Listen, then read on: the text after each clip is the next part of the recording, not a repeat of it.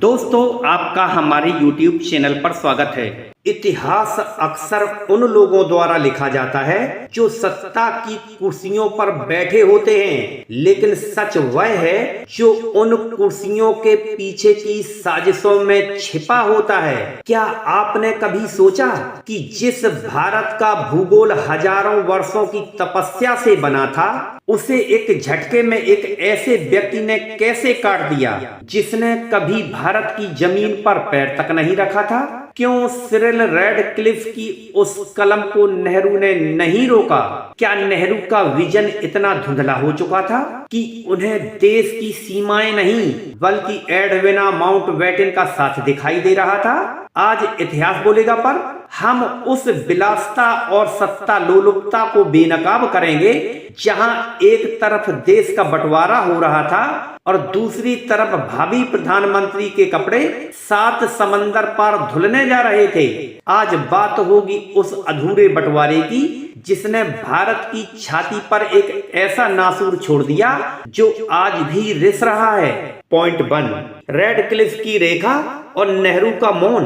कांग्रेसी कहते हैं कि नेहरू विजनरी थे, लेकिन कैसा विजन? एक ऐसा व्यक्ति जिसे भारत की जियोग्राफी का भी पता नहीं था, उसे बुलाया गया भारत का नक्शा खींचने के लिए। रैडक्लिफ ने बिना किसी सर्वे के, बिना धरातल की सच्चाई जाने, बस एक कागज पर डंडा खींच दिया। किसी का घर हिंदुस्तान में रह गया तो उसका आंगन पाकिस्तान में। हमारा तर्क, एक सबसे बड़ा प्रश्न, नेहरू ने इसका विरोध क्यों नहीं किया? क्या उन्हें भविष्य की सीमाओं पर होने वाले युद्ध दिखाई नहीं दे रहे थे? हकीकत तो यह थी कि उस समय नेहरू का ध्यान सीमाओं पर नहीं बल्कि माउंटबेटन की तथाकथित पत्नी एडविना के साथ बिताए जाने वाले वक्त पर था। सत्ता के गलियारों में यह चर्चा आम थी कि नेहरू उस विदेशी औरत के मोह जाल में इस तरह से पागल हो गए थे कि उन्हें भारत के टुकड़े होते देख भी दर्द नहीं हो रहा था। उन्हें बस जल्दी से जल्दी वह कुर्सी चाहिए थी जिसका सपना उन्होंने और उनके पिता मोतीलाल नेहरू ने देखा था। सेकंड पॉइंट, महलों का समाजवाद और विदेशी कपड़े।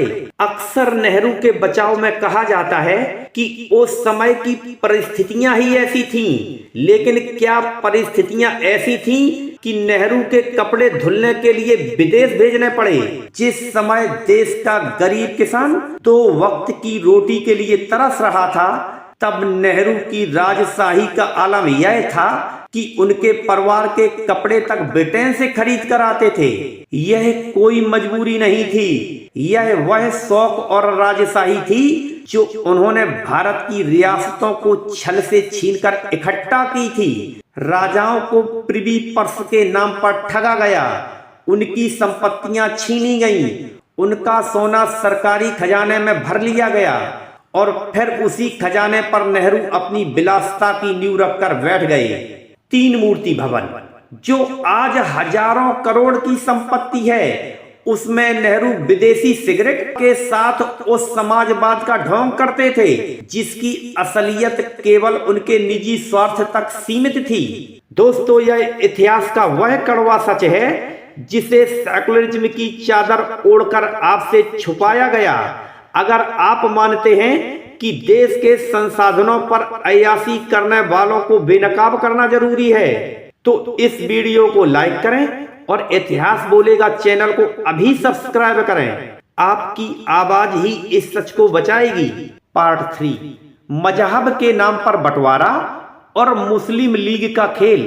अब आते हैं उस सबसे बड़े धोखे पर जिसका डंस भारत आज भी झेल रहा है। जब बंटवारा मजहब के आधार पर हुआ था, जब मुस्लिम लीग ने लड़कर लेंगे पाकिस्तान का नारा दिया था और जब लाखों मुसलमानों ने पाकिस्तान के पक्ष में वोट किया था, तो फिर उन्हें यहाँ क्यों रोका गया? यह नेहरू की सत्ता की सबसे बड़ी चाल थी।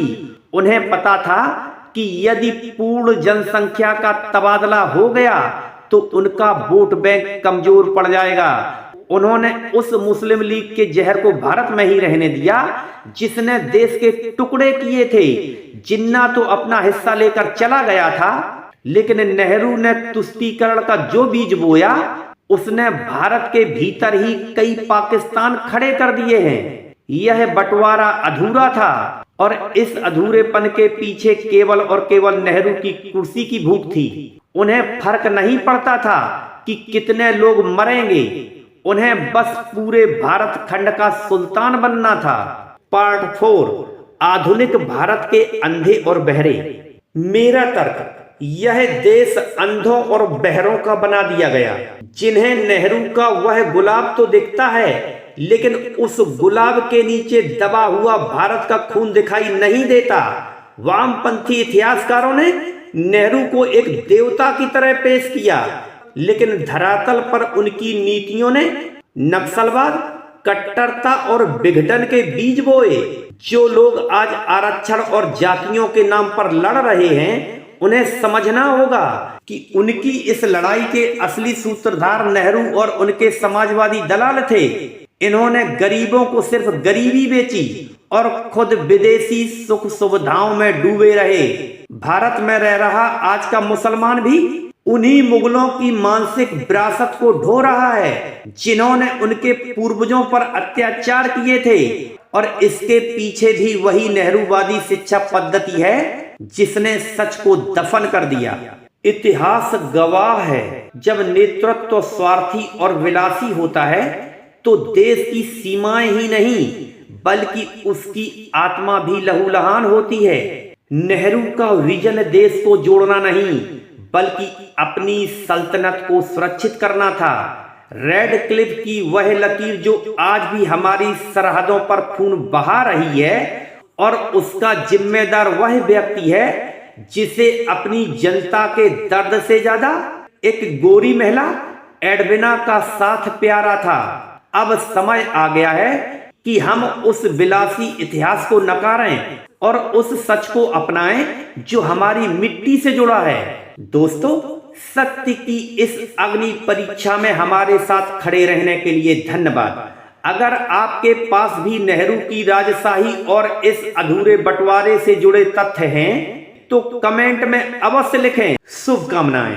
देखते रहिए इतिहास बोलेगा और अटल विमर्श। चैनल को सब्सक्राइब अवश्य करें। धन्यवाद।